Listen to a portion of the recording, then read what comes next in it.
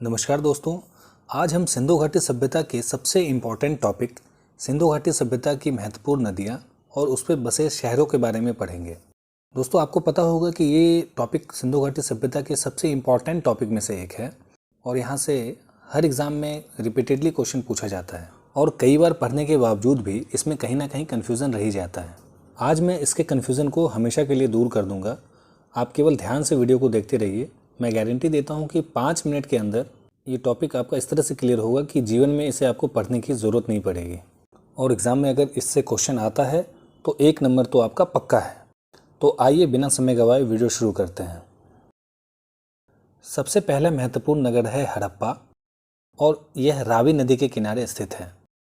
अब इसे कैसे याद करना है? तो इसे याद करने के लिए हमें हड़प्पा और रावी इन दोनों शब्दों के बीच में कनेक्शन बैठाना होगा। तो इसके लिए एक सिंपल टेक्निक है और टेक्निक यह है कि हमें हमारे क्वेश्चन के वर्ड को लेना है और उससे हमारे दिमाग में जो पहली इमेज आती है, जो नेचुरल इमेज बनती है, उस वर्ड को देख के उसे दिमाग में बनाना है और उस इमेज को हमारे आंसर से इस तरह से रिलेट करना है कि जब भी हम वो इमेज देखें तो हमें वो आंसर याद आ जाए।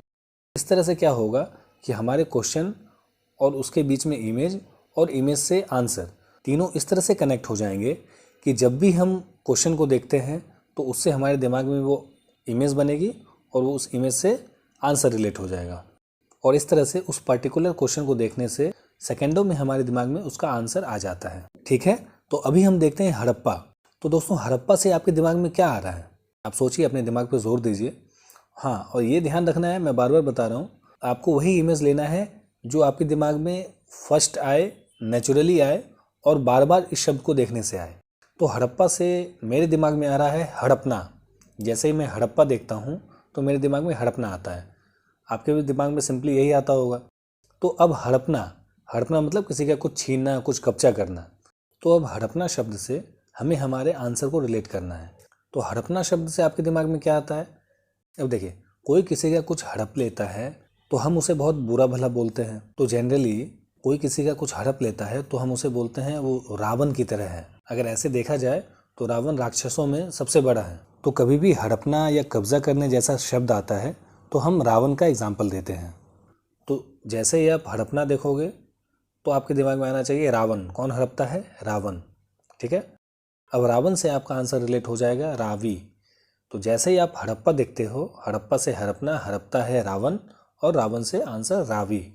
ठीक है, अगर इस तरह से आप एक बार देख लेते हो तो आप इसे कभी जीवन में नहीं भूलोगे। अगर मेरी बात समझ में आ रही है तो कमेंट करके ज़रूर बताना। मैं इसे एक बार फिर से दोहराता हूँ। तो अब आप कभी भी हड़प्पा देखते हो तो हड़प्पा से हड़पना और हड़पता है रावण और रावण से रावी नदी। तो हड़प्पा नगर का रावी नदी हो जाएगा। ठीक है, अब नेक्स्ट है मोहनजोदड़ो और मोहनजोदड़ो सिंधु नदी पे बसा हुआ है। तो इसे याद करने के लिए मोहनजोदड़ो शब्द में देखिए, मोहनजोदड़ो। तो मोहनजोदड़ो से आपके दिमाग में क्या आता है? देखिए, इस शब्द को देखने से आता है हमारे दिमाग में मोहन जोर से दौड़ो, है ना? मोहन जोर से दौड़ो।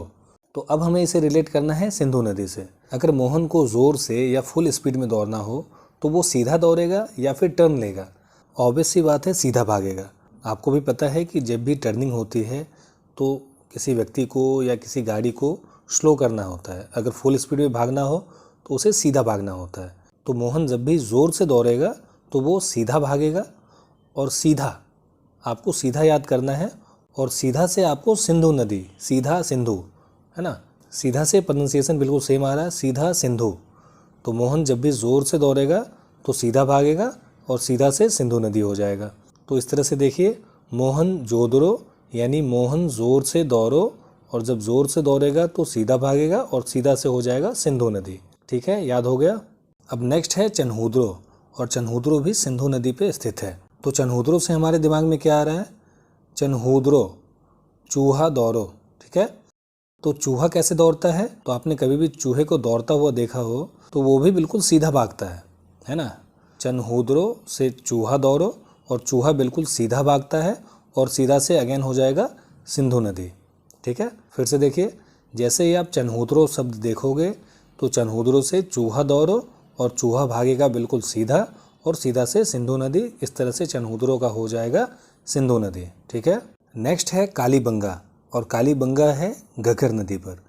अब इसे याद करने के लिए कैसे करेंगे, तो देखिए कालीबंगा, मैंने पिछली वीडियो में भी बताया है, कालीबंगा से आपके दिमाग में आता है काली बैंगल्स यानी काली चूड़ियाँ। तो चूड़ियों से आपको क्या याद करना है, चूड़ियाँ कौन पहनती है, लेडीज़। तो लेडीज़ जब सजती धजती हैं तो वो चूड़ियों के साथ साथ लहंगा या घाघरा भी पहनती हैं, है ना। तो आप सिंपल सिर्फ इतना याद रखो कि कालीबंगा से बैंगल्स, बैंगल्स यानी चूड़ियाँ, और लेडीज़ जब चूड़ियाँ पहनती हैं तो वे घाघरा पहनती हैं।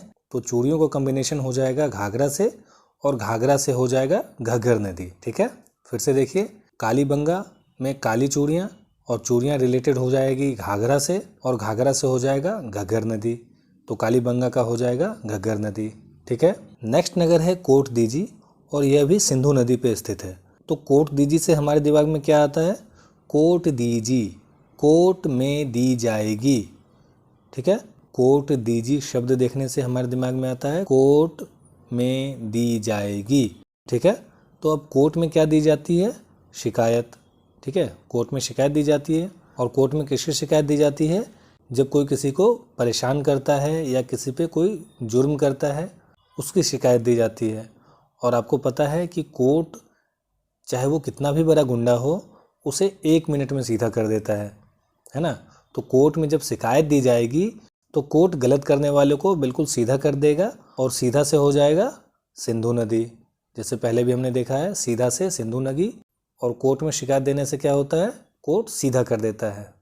तो इस तरह से कोर्ट दीजी का हो जाएगा सिंधु नदी। सिंपल है, याद हो गया। दोस्तों, अगर ये पढ़ाई की टेक्निक आपको अच्छी लग रही है, आपको चीज़ें समझ में आ रही है, तो एक बार वीडियो को लाइक ज़रूर कर दे, ताकि मुझे पता चले कि वीडियो बनाना मेरे लिए सार्थक है और मैं इसे कैरी ऑन करूं। और इस तरह की वीडियो के नोटिफिकेशन पाने के लिए चैनल को सब्सक्राइब जरूर कर लें। और नेक्स्ट वीडियो आपको किस टॉपिक पे चाहिए वो भी कमेंट करके ज़रूर बताएं, ताकि मैं उस टॉपिक पे वीडियो बनाऊं।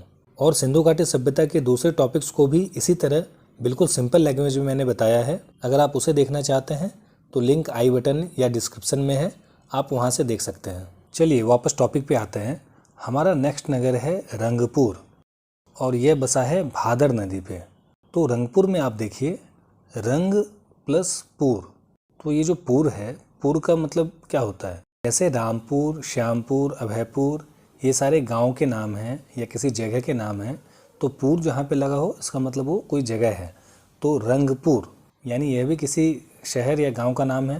तो रंगपुर का मतलब है वैसा स्थान या शहर जहाँ पे रंग ही रंग हो। तो आप कहीं ऐसे जगह पे जाते हो जहाँ पे रंग ही रंग हो और आप अच्छे कपड़े पहन के गए हो, तो आप क्या करते हो, वहाँ पे रुकते हो, आप तो बच के वहाँ से निकल जाते हो, वहाँ से भाग जाते हो, है ना। तो रंगपुर का हो जाएगा भाग प्लस दर। दर क्या है, दर यानी जगह। तो दर मतलब उस स्थान, पुर मतलब भी स्थान और दर मतलब भी स्थान। तो रंगपुर से भागदर यानी भादर। तो दोबारा देखिए, जहाँ भी आप रंगपुर देखोगे, रंगपुर यानी रंग का स्थान, तो उस दर को छोड़ के भाग जाओगे तो भादर हो जाएगा। तो रंगपुर बसा है भादर नदी के किनारे। ठीक है, क्लियर है। नेक्स्ट नगर है लोथल, और ये बसा है भोगवा नदी पर। अब इसे कैसे याद करना है, तो देखिए लोथल जो है वो सिंधु घाटी सभ्यता का एक बंदरगाह था। जब भी लोथल शब्द आए तो आपके दिमाग में ये तो पक्का होना चाहिए कि लोथल सिंधु घाटी सभ्यता का एक बंदरगाह था, यानी ये समुद्र के किनारे बसा हुआ था। तो पहले के समय में बंदरगाह से ही दूसरे देश कनेक्ट होते थे। अगर किसी को विदेश जाना हो तो वो बंदरगाह के थ्रू जाता था, क्योंकि उस टाइम फ्लाइट तो थी नहीं। तो उस टाइम किसी को अगर देश छोड़ना होता था, देश छोड़ के भागना होता था, तो एक ही माध्यम था, वो था बंदरगाह। तो जहाँ भी आप बंदरगाह देखोगे तो आपको याद रखना है कि यहीं से भगौड़ा होने की संभावना है। तो भगौड़ा हो जाएगा भोगवा। इस तरह से जैसे ही आप लोथल शब्द देखते हो तो लोथल से बंदरगाह, बंदरगाह से भगौड़ा और भगौड़ा से भोगवा। तो लोथल जो है वो भोगवा नदी के किनारे बसा हुआ था। ठीक है। नेक्स्ट है आलमगीरपुर, और ये बसा है हिंडन नदी के किनारे। तो इसे याद करने के लिए देखिए, आलमगीरपुर में आलम और गिर, तो आलम और र। तो आलमगीरपुर को देखने से दिमाग में क्या प्रोनाउंसिएशन आ रहा है, आलमगीर, आलमीरा, है ना। आलमगीरपुर से सिमिलर है आलमीरा।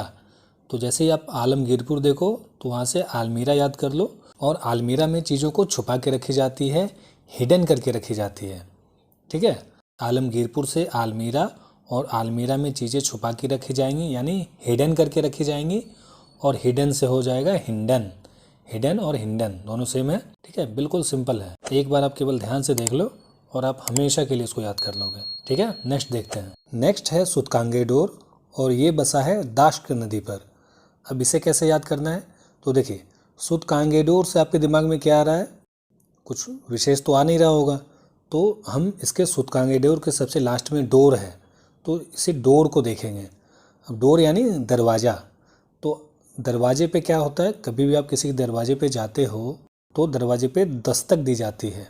क्या दी जाती है, दस्तक दी जाती है। तो आप सिंपल याद रखो, सूतकांगेडोर से डोर और डोर पे दी जाती है दस्तक, और दस्तक से हो जाएगा दाश्क, ठीक है, दस्तक डास्क, यानी सूतकांगेडोर का दाश्क नदी हो जाएगा। हो गया याद, कितना सिंपल है दोस्तों। अगर इसको आप रट के याद करने की कोशिश करोगे तो कई बार रटने के बाद भी आप इसे याद नहीं रख पाओगे, लेकिन एक बार अगर इस तरह से आप कंसेप्ट से पढ़ लिए तो फिर आप इसे हमेशा के लिए याद कर लोगे, ठीक है। चलिए नेक्स्ट देखते हैं। नेक्स्ट नगर है बनावली और ये बसा है सरस्वती नदी पे।